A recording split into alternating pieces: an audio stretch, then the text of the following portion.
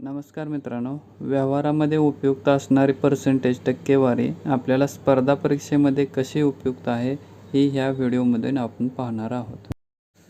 15 ही संख्या 40च्या किती टक्के आहे? उत्तर 40 पैकी 15 म्हणजे 100 पैकी किती? 15 भागिले 40 गुणिले 100 बरोबर 37.5 म्हणजे 40च्या. नेक्स्ट क्वेश्चन, 50 मुलांच्या एका वर्गात 8 मुले प्रथम श्रेणीत उत्तीर्ण झाली तर किती टक्के मुले प्रथम श्रेणीत उत्तीर्ण झाली? ह्याचं उत्तर असं आहे, 50 पैकी 8 तर 100 पैकी किती? बरोबर 8 भागिले 50 गुणिले 100 बरोबर 16 म्हणजे 16% मुले ही प्रथम श्रेणीत उत्तीर्ण झाली. नेक्स्ट क्वेश्चन, एका कपाटाची किंमत 1250 रुपये होती. या किमतीत 12% वाढ झाली तर कपाटाची नवीन किंमत किती रुपये?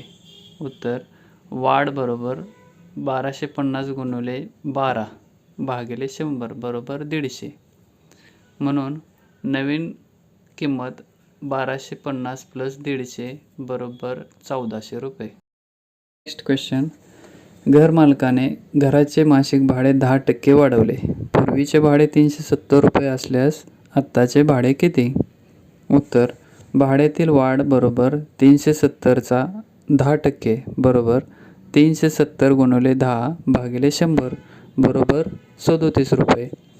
आत्ताचे भाडे बरोबर पूर्वीचे भाडे प्लस भाड्यातील वाढ म्हणजे 370 प्लस 37 बरोबर 407 रुपये म्हणजे आत्ताचे भाडे 407 रुपये होईल.